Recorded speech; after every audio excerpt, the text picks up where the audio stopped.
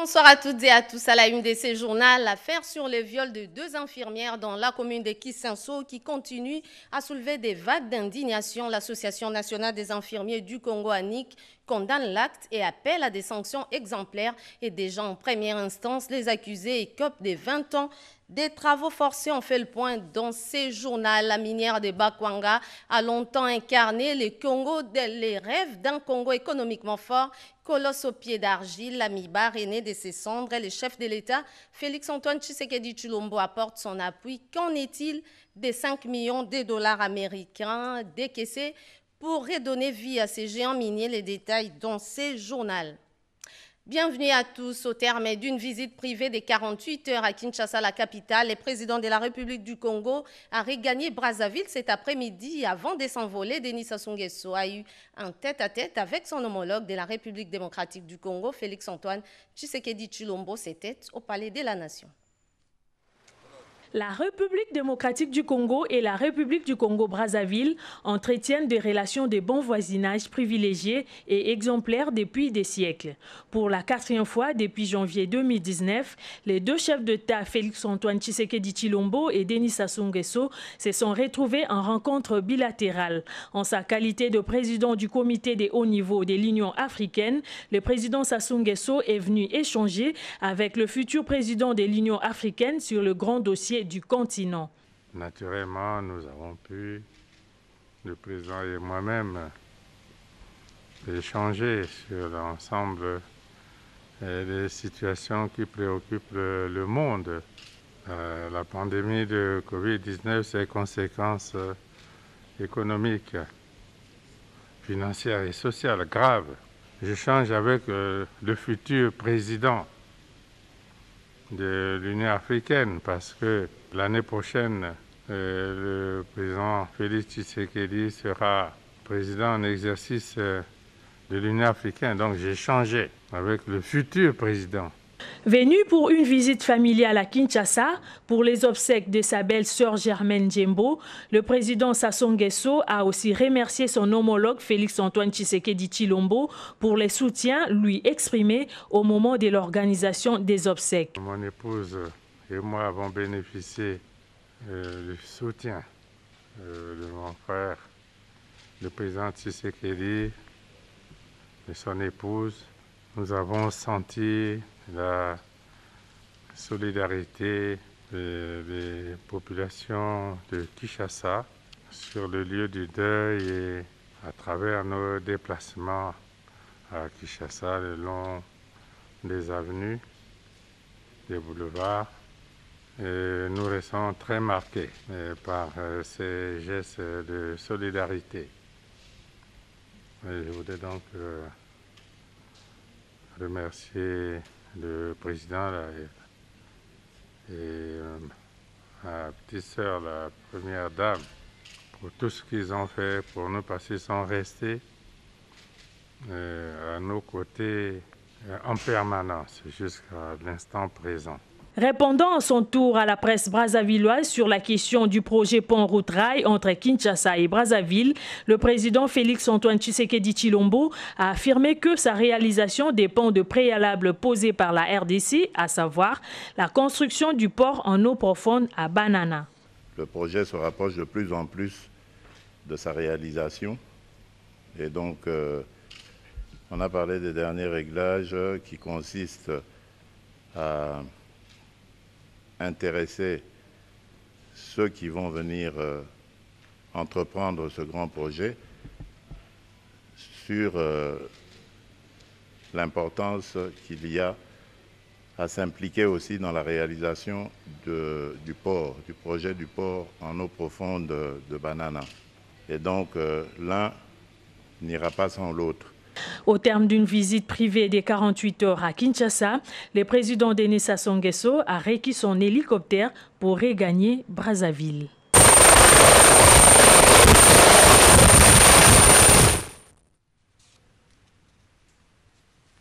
Une communication importante de la présidence de la République, la porte-parole adjointe du chef de l'État, Tina Salama, est sur ces plateaux pour ce faire. Bonsoir, Madame Tina. Bonsoir, Madame Yvette.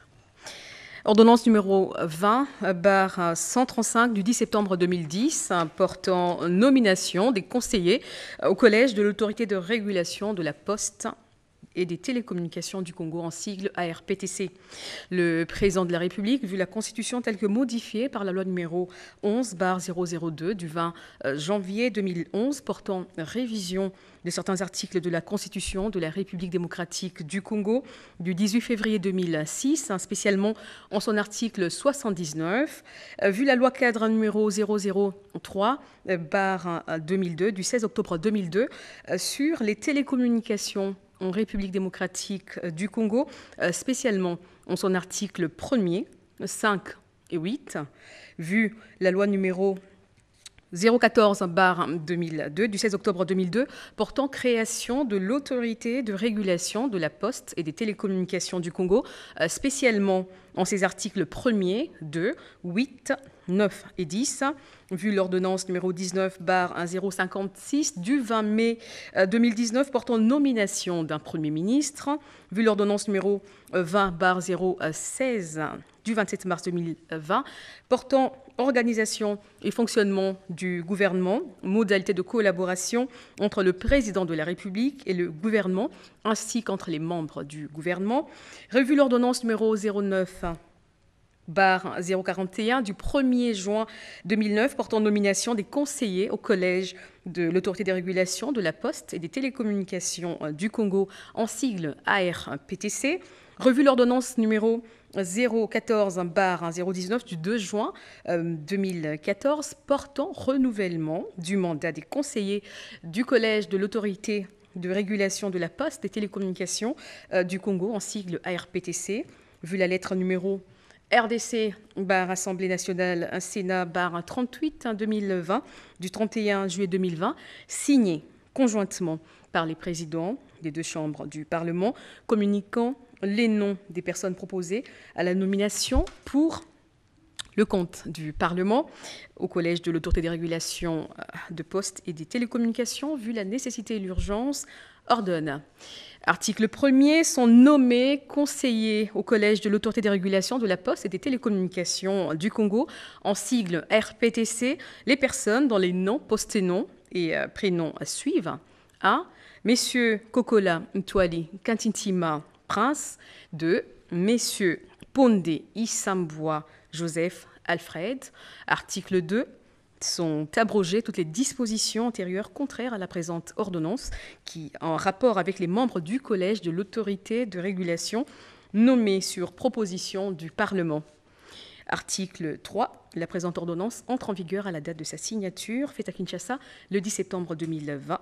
Félix Antoine Tshisekedi Tshilombo, Sylvestre Ilunga Ilunkamba, Premier ministre, pour copie certifiée conforme à l'original. Le 10 septembre 2020, le cabinet du président de la République, professeur docteur Désiré Cachemire Kolongé-Lébérante, directeur de cabinet AI. Merci beaucoup, Madame Tina, pour cette lecture des ordonnances signées par le chef de l'État. Poursuivant ce journal, 20 ans de prison ferme pour viol de 2 infirmières à Kisenso. 3 ans civiques sur 8 ont été condamnés à verser une amende de 50 000 $ américains au titre des dommages et intérêts à la partie civile et 2 autres acquittés au cours d'un procès en flagrance. C'est le verdict rendu par les tribunaux de grande instance de Kinshasa-Matete. Les membres de l'Association nationale des infirmiers du Congo, ANIC, sont allés réconforter les victimes. Angèle Mabiala-Landou, Nadine Yangou, Eli Tumba et Jean Mandunga ont signé ces reportages. Fait d'eux les premiers gardiens de l'existence humaine sur la terre ferme, leur travail fait d'eux des acteurs et actrices de premier plan en cas de maladie. Ils se sacrifient pour sauver des vies. L'affaire qui a défrayé la chronique sur le viol de 2 infirmières à Kisenso est révélatrice des dangers qui guettent la profession d'infirmière.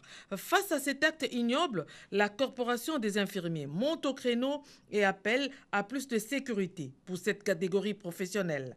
Cette indignation ne pouvait s'exprimer autrement que par ses soutiens à l'endroit des victimes. Maintenant, leur prise en charge spécifique et leur évacuation urgente en dehors de nos frontières pour leur dignité. Et nous demandons aux autorités de rétablir la dignité de l'infirmier. Plus jamais ça.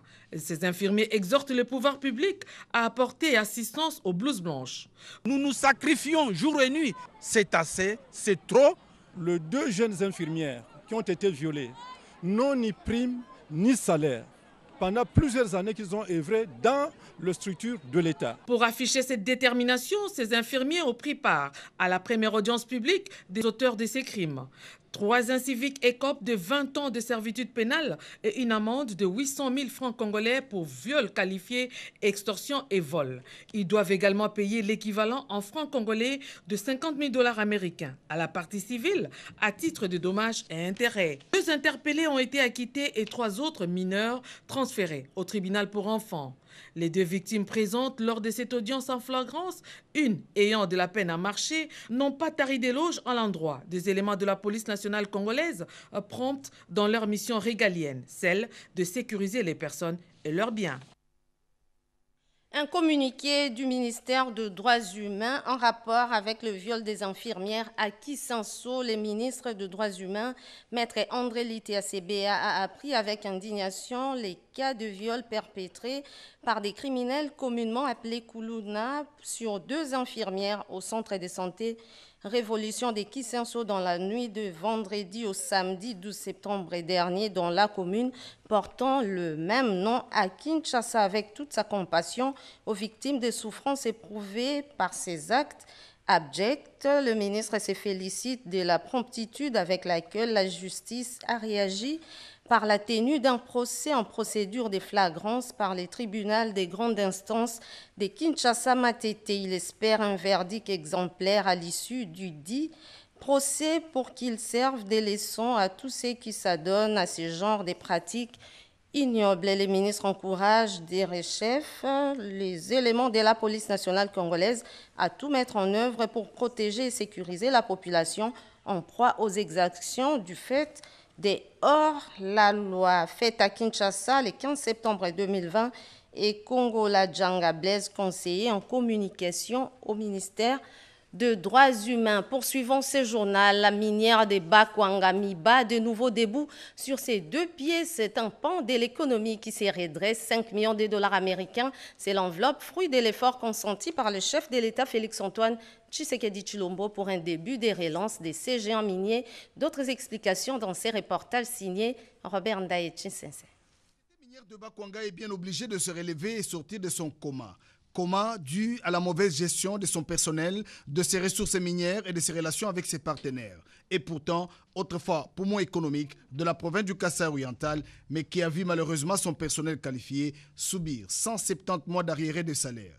Un rêve qui se réalise aujourd'hui grâce à l'intervention personnelle du président de la République, Félix-Antoine Tshisekedi Tshilombo, qui n'a pas pu supporter les malheurs de tous ceux qui ont sacrifié leur vie à donner à la République démocratique du Congo la réputation d'un pays producteur et exportateur du diamant. Comme le chef de l'État le pense, à penser au peuple. Avant tout, c'est le peuple. La vision, c'est le peuple d'abord. Donc, le peuple d'abord, moi je pense comme ceci. La vision du chef de l'État, c'est le personnel MIBA d'abord. Du rêve, partie de la promesse faite par le chef de l'État lors de la 45e réunion du Conseil des ministres. Aujourd'hui, c'est une réalité. Les travailleurs entrent dans leurs droits en percevant leur salaire. Merci. Merci beaucoup, Monsieur le Président. Merci. Merci beaucoup, car vous venez d'envoyer des signaux forts pour la survie de la MIBA. L'appel lancé par le chef de l'État, Félix-Antoine Tshisekedi Tshilombo, pour mettre la main à la pâte et participer à la relance de la société minière de Bakwanga trouve un écho favorable auprès de l'entreprise Tiermar Compagnie qui, à travers son directeur général, Thierry Monga, a fait des propositions alléchantes à Paulin Lukusa, directeur général de la MIBA, en présence de son directeur financier. Et nous sommes venus en visite à Kinshasa pour rencontrer le directeur général de la MIBA dans le cadre de la relance de la MIBA. Et nous nous inscrivons dans la même logique que le chef de l'État qui a décidé, via le gouvernement, de booster avec un financement la relance de la MIBA. La délégation de Tierman Compagnie a démontré l'importance de faire confiance à la main-d'œuvre et à la sous-traitance congolaise. Le directeur général AI, Paulin Lukusa, réceptif, a promis d'examiner en urgence ces dossiers. Autre entreprise qui reprend du souffle, c'est la Sonaïdroc qui a bénéficié d'une subvention de l'État employeur. La junte féminine de cette entreprise a fait montre de sa gratitude auprès du chef de l'État à travers la ministre de l'Économie nationale, Akassia Bandoubola Animbalaka, était sur place. Ces bouquets de fleurs, à l'intérieur duquel se trouve une bouteille de champagne, est le signe d'une reconnaissance, d'un remerciement pour un bienfait. Les femmes cadres de la Société nationale des hydrocarbures du Congo, Sonaïdroc, l'ont reconnu et l'ont fait à la ministre de l'Économie nationale, Akassia Bandoubola Mbongo, pour son implication personnelle à la relance et la redynamisation de cette société pétrolière nationale. Madame Akassia nous a bien accueillis, on a parlé, elle nous a conseillé de travailler pour la nation. Nous avons bénéficié d'une subvention que nous avons attendue depuis longtemps. Ça fait 20 ans depuis qu'on n'a pas bénéficié de cette subvention. Basi batonga kamboka te mais alelo bazotonga makasi, qui veut dire en français, les femmes ne bâtissent jamais un village. Aujourd'hui, le contraire est prouvé. Une citation de la patronne de l'économie nationale, Akassia Bandoubola Mbongo, qui a profité de cette occasion pour demander à la femme de prouver sa compétence, prouver de quoi elle est capable, et surtout soutenir la vision du chef de l'État, Félix Antoine Tshisekedi Tshilombo, qui met l'homme au centre de ses actions. Les femmes cadres des Sonaïdroc n'ont pas manqué de remercier également les chefs de l'État pour ce geste combien louable. Nous avons prié, jeûné, nous avons tout fait. Dieu a exaucé notre prière. Rappelons que la Société nationale des hydrocarbures, tombée en faillite il y a 20 ans, vient de bénéficier du gouvernement d'une subvention et intégrer la structure des prix des produits pétroliers, une occasion pour cette entreprise étatique de décoller. Autre chose, l'on ne verra plus des orpailleurs artisanaux sur les sites miniers des Kamituga dans les Sud Kivu après la tragédie qui s'est produite sur place. Décision prise par le gouvernement central à l'issue de la réunion du comité des conjonctures économiques. Françoise Boaki et Pompomba pour les détails. Les céréales, les légumes ont vu leur prix augmenter sur le marché. Une légère augmentation des produits de grande consommation due au frémissement du taux de change. La réunion du comité de conjoncture économique tenue ce mercredi 16 septembre 2020 sous la direction du Premier ministre Ilunga Ilunkamba a évalué la situation. La semaine a été marquée par une relative stabilité des prix avec une légère accélération du taux d'inflation dû à une petite hausse de prix. En ce qui concerne le marché d'échange a été marqué par une légère dépréciation du franc congolais par rapport au dollar américain. La note présentée par la FEC en ce qui concerne la dérogation sur l'importation du ciment à partir du Congo-Brazzaville, il a été demandé que cette question soit traitée au niveau sectoriel par les ministres concernés par cette question. Dans la note d'information du secteur minier, la réunion hebdomadaire autour du chef du gouvernement a eu une pensée pour les victimes de l'éboulement du site minier de Kamituga au sud Kivu. La vice-première ministre du Plan, Élisée Mounemboué, a annoncé que le gouvernement suspend l'exploitation artisanale de l'or sur ce site et les enquêtes sont en cours.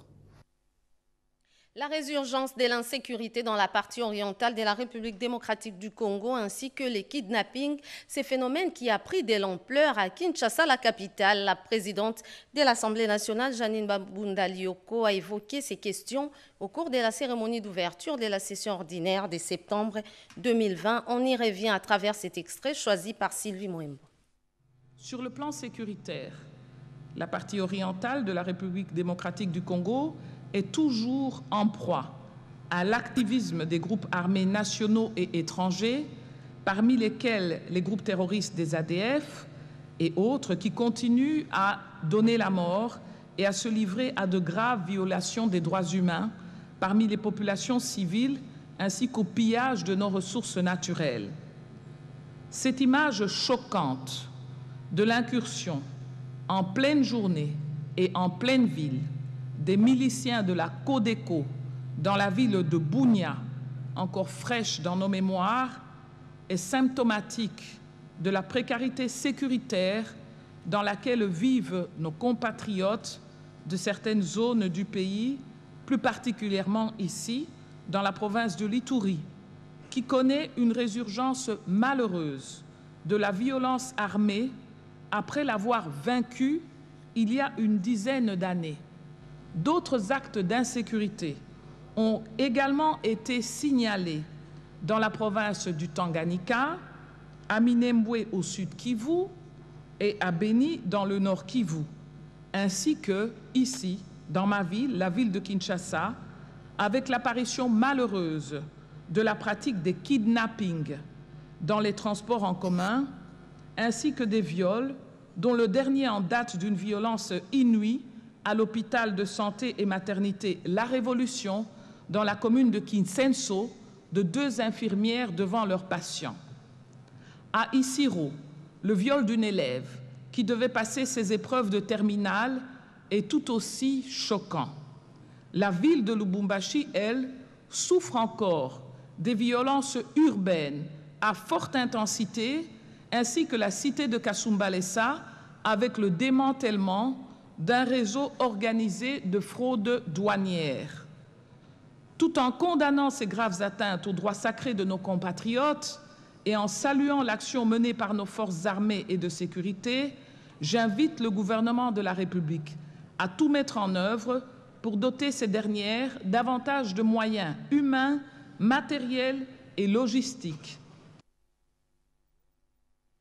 À la Chambre haute du Parlement, c'était pratiquement le même exercice. Eugénie Dada Chabani nous a fait le choix de cet extrait de l'adresse du président du Sénat, Alexis Tambwe-Mwamba. Suivez. L'organisation des élections en République démocratique du Congo est un devoir constitutionnel. Le Sénat, la Chambre haute du Parlement, tient au strict respect de la Constitution, la loi des lois, gage d'une bonne organisation d'une élection apaisée.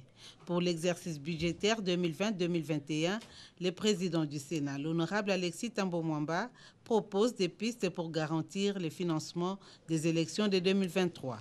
Notre Chambre doit, dans une froide lucidité, demeurer le gardien de l'inviolabilité de la Constitution. Toujours dans ce chapitre budgétaire, je propose d'examiner en anticipation la possibilité de créer un compte d'affectation spéciale sous le libellé Élections 2023, qui, par le fait de ne pas être clôturé à la fin de chaque exercice, permettra d'éviter toute recherche impréparée ou contribution incontrôlée aux élections de 2023. Les montants seraient déterminés en fonction des dernières prévisions du budget des élections prochaines, tel qu'il apparaît dans le rapport 2019 de la CENI. L'insécurité constitue une épine dorsale du système électoral. Voilà pourquoi, au cours de son discours d'ouverture de la session ordinaire de septembre 2020, le président de la Chambre haute du Parlement, Alexis Tambwe-Mwamba, a salué le fait que le chef de l'État, Félix-Antoine Tshisekedi Tshilombo, s'investit pour l'instauration de la paix durable dans la partie est de la République, devenue le théâtre des conflits armés, des tueries et des viols.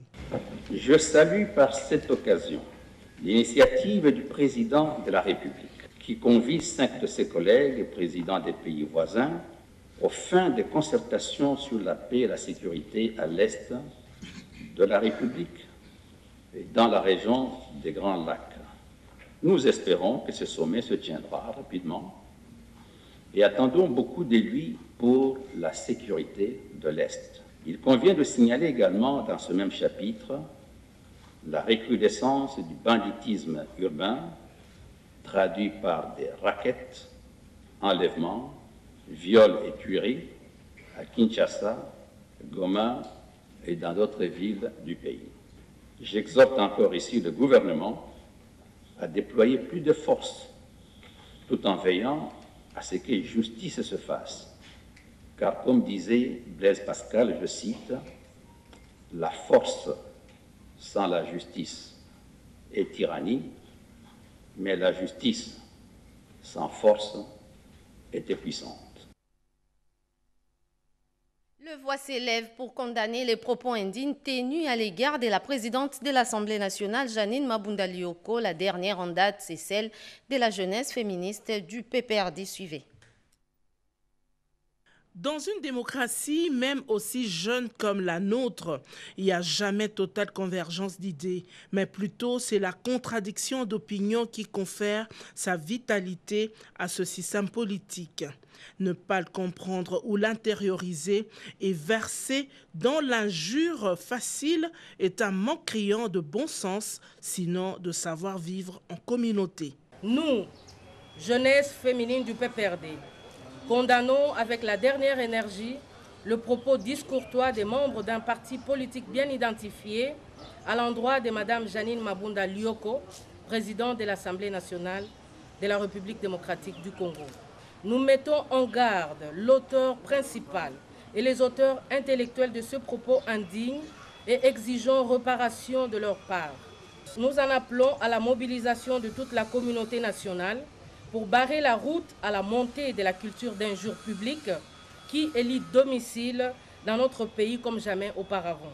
Nous exhortons le pouvoir judiciaire, notamment au procureur général de la République, de se saisir de ce fait infractionnel d'injure publique porté à l'encontre de la deuxième personnalité de la République. Qui ne sait pas qu'un Congo uni dans sa diversité culturelle est une véritable richesse que nous avons héritée de nos ancêtres et que nous avons le devoir de léguer à la postérité. La patrie dit la solution, c'est dès la naissance de l'enfant. Dans les Tanganyika, par exemple, une campagne d'enregistrement des enfants vient d'être lancée par les comités techniques interinstitutionnels des enfants dont les délais d'enregistrement a dépassé la marge légale. Edith Chala pour les commentaires. Cette campagne interinstitutionnelle de lutte contre la patridie, lancée samedi 12 septembre 2020, connaît la participation du Haut-Commissariat des Nations Unies pour les réfugiés. C'est un rattrapage d'enregistrement des naissances en faveur des enfants hors délai dans la province du Tanganyika. C'est à Kalemi, chef-lieu de la province, que cette campagne a été lancée. Le comité technique interinstitutionnel a rappelé l'importance de l'enregistrement des naissances dans la mesure qu'il atteste de l'endroit où est née une personne et qui sont ses parents et même de son origine. Je dois particulièrement souligner le fait que la province de Tanganyika s'est déjà dotée de la feuille de route provinciale pour l'éradication de la patridie dans toute la province à l'horizon 2024. Alors, c'est que le comité attend particulièrement des autorités provinciales, politiques et administratives de la province de Tanganyika, c'est de continuer sur cet élan et surtout de multiplier des initiatives visant à éradiquer totalement la patridie et surtout d'éviter à ce que les enfants puissent être toujours au risque d'apatridie. Pour ces débuts, 500 enfants sont visés par cette campagne afin qu'ils ne soient pas des apatrides.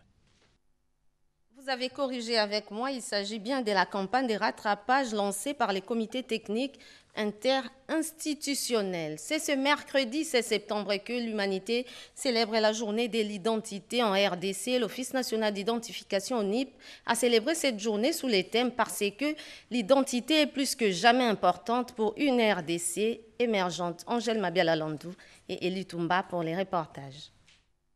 Cette journée a pour objectif de sensibiliser l'opinion sur le rôle important que joue l'identité pour permettre aux individus d'exercer leurs droits et leurs responsabilités de manière juste et équitable dans une société moderne. L'appel à la reconnaissance d'une journée de l'identité est une initiative mondiale dans la mesure où l'identité joue un rôle de plus en plus important dans le monde, aussi bien dans les pays développés que ceux en voie de développement. Pour mieux planifier son développement et articuler efficacement sa politique de développement national, tout gouvernement doit d'abord recenser et identifier distinctement les personnes qui composent sa population. La République démocratique du Congo est l'un des rares pays au monde où les habitants n'ont pas de carte d'identité. L'Organisation nationale de l'identification de la population est décidée à ce qu'il y ait un rapport qualité-prix pour ce processus de recensement qui va déboucher sur la délivrance des cartes d'identité dans un temps record. La création et l'entretien du fichier général de la population, un fichier qui sera totalement fonctionnel, c'est-à-dire qui pourra être utilisé par d'autres demandeurs et surtout l'octroi d'une carte d'identité sécurisée qui contiendra les données biométriques et les données biographiques, ainsi que le fait de tirer de ce fichier national de la population, surtout cela, un identifiant unique qu'on va appeler le NIN, le numéro d'identification national de chaque individu, va faire en sorte que ce chiffre-là de 500 millions en Afrique va directement baisser à 400 millions et on comprendra, on sentira que la République démocratique du Congo, ce grand pays qui se trouve au cœur de l'Afrique, le cœur doit battre comme il se doit. Ce grand pays doit identifier sa population et a déjà mis en place tout ce qu'il faut. Il ne reste plus que la volonté politique. Une autre journée célébrée ce 16 septembre à l'échelle internationale, c'est celle de la protection de la couche d'ozone. L'ozone pour la vie, c'est le thème retenu pour cette année. La situation de la couche d'ozone 35 ans après son adoption à Vienne, le contenu a été brièvement présenté par la vice-ministre de l'Environnement, Dr Jeanne Ilunga, à travers ses messages adressés à la nation suivante. 5 ans après l'adoption de cette convention de Vienne, d'énormes exploits ont été réalisés par la communauté mondiale, en ce compris la République démocratique du Congo, qui reste engagée en vue d'atténuer l'exposition des vies humaines face aux maladies telles que le cancer de la peau, les cataractes, ainsi que plusieurs autres dommages sur les plantes, les cultures et le dérèglement des écosystèmes marins. Ceci en vue de signifier au monde entier que la protection de la couche d'ozone est synonyme de sauver les vies, une manière de rendre possible la vie sur la Terre, tout en pérennisant cette dernière au profit des générations futures. En effet, en adoptant la Convention de Vienne relative à la protection de la couche d'ozone, et son protocole de Montréal sur les substances qui appauvrissent la couche d'ozone, l'objectif était de les éliminer progressivement à travers une synergie entre les gouvernements, les scientifiques et les industries. En cette année marquée par la pandémie de Covid-19, qui a entraîné de nombreuses difficultés sociales et économiques, le message porté par les accords sur la protection de l'ozone nous montre que travailler ensemble en harmonie et pour le bien collectif est plus important que jamais. L'ozone est crucial pour la vie sur Terre, mais que nous devons, toutes et tous, continuer à protéger la couche d'ozone pour les générations futures. Dans la province de la Chopo, les forces vives prennent les devants et appellent à un fonctionnement harmonieux des institutions provinciales. Elles ont déposé un mémo à la primature. Visée en 6 territoires, la province de la Chopo fait face actuellement à certains obstacles en ce qui a trait à son développement intégral. La population épingle la problématique de l'instabilité des institutions, la voirie urbaine ainsi que la situation sanitaire. À cela, la population de ces coins du pays retient à charge des députés et de l'Assemblée provinciale quelques faits déplorables. Nous avons recueilli plus de 24 000 signatures qui sont déjà déposées. Il y a d'abord l'incompétence notoire. Ils ne maîtrisent pas les textes et règlements qui régissent le fonctionnement des institutions, tant au niveau national et provincial. Il y a aussi des gens qui se sont distingués dans l'insubordination pendant qu'il y a eu une crise entre l'Assemblée provinciale et l'exécutif provincial, crise d'ailleurs provoquée par leur ignorance. Entre-temps, les notables, la Chopo, ont pour cela déposé un mémo auprès des autorités du pays. Question d'exprimer haut et fort les revendications, notamment à la présidence de la République, à la vice-primature en charge de l'intérieur ainsi qu'au Parlement. La démarche vise à converger tous les efforts et à convaincre les autorités du pays de prendre des mesures idoines en faveur du développement de la province de la Chopo. La cible, c'est le désenclavement de l'espace Kasaï. Une délégation mixte, Présidence de la République, Fonds de promotion de l'industrie FPI et ministère de l'Industrie séjourne en Égypte depuis le 14 septembre dernier, nous dit Guy Blaise Kitiki à travers ses commentaires. En Égypte depuis ce lundi 15 septembre 2020. À l'initiative du Fonds de promotion de l'industrie, cette mission a pour but d'organiser un atelier d'harmonisation et de validation des études techniques menées par le consultant pour la matérialisation des travaux d'envergure visant le désenclavement et la connectivité de provinces du Grand Kasaï dans le cadre du programme présidentiel accéléré de lutte contre la pauvreté et les inégalités. Au Caire, en Égypte, le Fonds de promotion de l'industrie recherche des financements pour ces projets d'envergure visant le désenclavement et la connectivité de provinces du Grand Kasaï. Une forte délégation mixte composée d'experts de la présidence de la République, du ministère de l'Industrie, des Finances, du FPI et de l'Organisation nationale des ingénieries civiles du Congo prennent part à une série d'ateliers organisés à l'initiative du FPI en vue d'harmoniser les vues et procéder à la validation des études techniques menées par des consultants pour la réalisation des 6 projets d'ingénierie inscrits dans le cadre du programme présidentiel de lutte contre la pauvreté et les inégalités sociales. D'une part, des études menées par Grand International Group, les consultants kosovois pour les constructions de la centrale hydroélectrique de Tchibassa, du port de Ndomba, de l'usine de traitement d'eau de Mbujimaï et des 3 routes dans le Kasaï oriental, dont celle reliant Mbujimaï à Kananga dans le Kasaï central, sur une distance de 188 km. Et d'autre part, les études menées par le groupement égyptien Hassan Alam PGESCO pour la construction de la centrale photovoltaïque de Chipuka. Pour ce faire, le FPI, en tant qu'autorité contactante pour la réalisation de ce projet d'infrastructure structurelle et industrielle, a jugé utile la tenue de ces travaux d'échange et d'harmonisation avec Hassan Alam et Sam Kret, les 2 consultants égyptiens devant exécuter ces travaux d'ingénierie afin de réduire les temps par la validation et la production de rapports finaux. Pour rappel, le Fonds de promotion de l'industrie, sous la supervision du consortium des Égyptiens African Arabes pour le développement, signé depuis janvier 2020 des protocoles d'accord pour la construction de ces infrastructures de base dans les Grands Kasaï. Dans les Hauts-Katanga, l'heure est à l'apaisement. Les partisans de la formation politique de Gabriel Kyungwa-Kumwanza prêchent pour l'unité des filles et fils de ces coins du pays. Image et commentaires. Devant les sièges de l'UNAFEC Kasumbalesa étaient réunis plusieurs partisans de l'UNAFEC et ceux de l'UDPS pour écouter les messages de Kyungwa-Kumwanza. Antoine Gabriel, hommes, femmes et enfants ont répondu massivement à l'appel du numéro 1 de l'Union nationale des fédéralistes du Congo, INAFEC.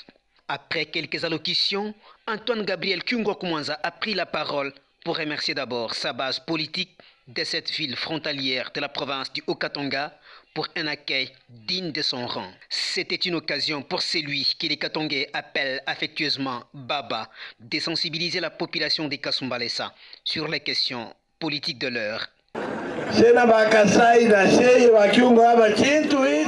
Nous devons privilégier l'unité entre Katongais et Kasaïens. Moïse Katumbi est un Katongais. Que personne ne vous dise qu'il est italien. Les autres ont dirigé 18 ans durant, mais pour le moment, c'est le tour de Fachi Béton.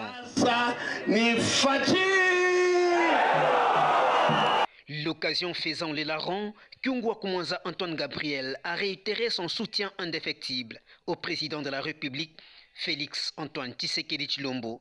Il en a profité pour inviter la JUDEPES et la JUNAFEC à soutenir sans relâche le chef de l'État Félix Antoine Tshisekedi Tshilombo tout en préservant la paix et en défendant les valeurs patriotiques.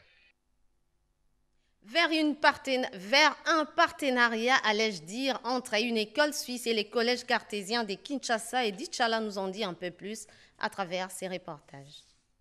Séance de travail entre M. Jacques Bounin, directeur des admissions de l'école internationale Le Rosset, basée en Suisse, et le ministre Asif Mikaï, fondateur de l'école internationale bilingue Le Cartésien. Ces échanges ont porté sur la collaboration entre les 2 écoles. Le Rosset, vieux de 140 ans, a une expérience à partager avec le Cartésien, qui a levé l'option d'envoyer souvent ses élèves dans les campus d'été organisés par le Rosset près de Lausanne en Suisse et envoyer ses professeurs en recyclage dans cette école. Les 2 établissements étant bilingues et école du monde de baccalauréat international, ils ont adopté une passerelle qui leur permettra de rester en contact permanent.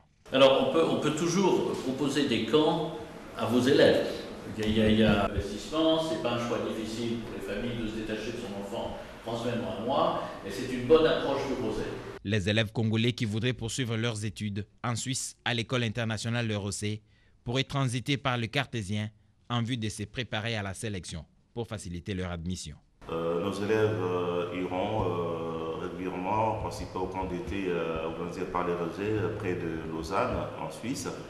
Et puis nos enseignants partiront aussi en recyclage au Rosset. Il y a lieu de noter que le Rosset est l'une des écoles les plus prestigieuses du monde et dont l'admission est très sélective. Son talent a inspiré des générations. Benoît Lukunku Sampou, journaliste et producteur d'émissions décédé il y a plusieurs mois à l'étranger, a été porté en terre. Les hommages à ces grands noms de la presse congolaise avec Lisette Mujinga Mutombo. Ils sont venus de partout pour rendre un dernier hommage. Le ministre auprès du président de la République, André Kabanda, le ministre de la Recherche scientifique, José Panda, le commissaire spécial en charge de la culture et des arts, de la communication et médias, Yvette Tabou, le directeur général de la radio-télévision nationale congolaise, Ernest Kabila Ilunga, sa famille biologique et professionnelle, les amis et connaissances à la morgue du cinquantenaire. Benoît Lukunku Sampou, une icône du petit écran, décédé le 13 mars dernier à l'âge de 82 ans à Lisbonne au Portugal. Une occasion pour les grands chefs coutumiers et présidents de Kifuko, un mouvement qui réunit tous les Songé de la République démocratique du Congo, de vanter les mérites de Benoît Lukunku Sampou, grand notable Songé, un grand léopard qui s'est manifesté partout où il est passé par sa compétence, sa simplicité, sa sagesse et son amour envers Dieu dans l'intelligence. Il a remercié le président de la République, Félix-Antoine Tshisekedi Tshilombo, pour l'acheminement du corps de l'illustre disparu au pays. Au cours de l'oraison funèbre, Célestin Kabalamonambouyi a relaté les parcours élogieux de Benoît Lukunku Sampou, Ben pour les intimes, qui a grandi au Katanga, catholique pratiquant. Il a fait ses premiers pas comme caméraman de Moïse Tchombe à la première télévision scolaire, toujours au Katanga. À la naissance de la télévision à Kinshasa en 1965, il était encore le premier à la télé car il réunissait toutes les qualités en tant que journaliste, reporter d'images. Il fut également cinéaste, chroniqueur. Il a fait la promotion de plusieurs artistes musiciens pour terminer dans la carrière diplomatique. Juste après, le cortège s'est dirigé en la paroisse Saint-Albert-les-Grands au quartier Ma Campagne dans la commune d'Engaliema. L'officiant du jour a exhorté l'assistance sur les mystères de la mort. Selon lui, la mort, c'est le passage d'une vie à une autre, de la vie terrestre à la vie céleste. Dieu nous permet de comprendre ce que la mort signifie. Un chemin, une nouvelle vie qui commence avec le Seigneur. Nous confier à la miséricorde pour l'âme du défunt. Né en 1937 à Lubumbashi, Benoît Lukunku Sampou a fait les arts plastiques à l'Académie des Beaux-Arts à l'Athénée de Kiwele. Il a été conduit à sa dernière demeure dans la province Jérusalem sur l'avenue qui porte son nom au cimetière Chemin du Paradis dans la commune de Mongafula. Que la terre de nos ancêtres lui soit douce et légère. Un communiqué de la représentante personnelle du chef de l'État à la francophonie qui porte à la connaissance du public que l'Organisation internationale de la francophonie a lancé un appel à la candidature pour les postes des coordonnateurs de la communication institutionnelle. La date limite des candidatures est fixée au 23 septembre 2020. Les personnes intéressées peuvent consulter pour de plus amples informations les sites web de la francophonie www.francophonie.org en cliquant sur la rubrique recrutement. Ces communiqués portent la signature d'Isabelle Machik Ruth Tchombe, ambassadeur. Un communiqué nécrologique avant de boucler complètement ces journaux. Les cabinets du ministre des Finances a la profonde douleur d'informer l'ensemble de son personnel et la grande famille du ministère des Finances du décès de messieurs Lutumba Ngandu Honoré, contrôleur budgétaire affecté. Le décès est survenu en date du 10 septembre 2020 à HJ Hospitals. Les programmes des funérailles se présentent comme suit. Vendredi, le 18 septembre 2020, veillée mortuaire, heure à partir des 18h, lieu résidence familiale Des 18h à 19h, prière. Des 19h à 20h, projection vidéo souvenir. Des 20h à 22h, témoignage. Samedi 19 septembre 2020, mise en terre, mise en bière. Heure des 8h, lieu morgue de l'hôpital du cinquantenaire. Recueillement de la famille. Des 8h30 à 9h, cérémonie religieuse. 9h à 9h30, cérémonie d'hommage à Lutumba Ngandu, honoré contrôleur budgétaire affecté. De 9h45 à 10h15, à l'hôpital du cinquantenaire, mot de son Excellence, messieurs les ministres des Finances, mot de messieurs les directeurs des cabinets de son Excellence, messieurs les ministres des Finances, dépôt des gerbes et des fleurs par son Excellence, messieurs les ministres des Finances, dépôt des gerbes et des fleurs par son Excellence, messieurs les vice-ministres des Finances, dépôt des gerbes et des fleurs par messieurs les directeurs des cabinets du ministre des Finances, dépôt de gerbes et de fleurs par les membres du cabinet des Finances, levée du cœur pour les cimetières à 10h20, lieu nécropole entre terre et ciel, début des cérémonies à 13h, oraison funèbre, enfants, inhumation, remerciement, bain de consolation à 17h. Madame, Messieurs, c'est la fin de ce journal. Merci à vous de l'avoir suivi. La soirée est bien remplie sur la grille des programmes de la Radio-Télévision nationale congolaise. Les prochains rendez-vous, c'est à minuit avec Getty Omatuku Matete. Au revoir.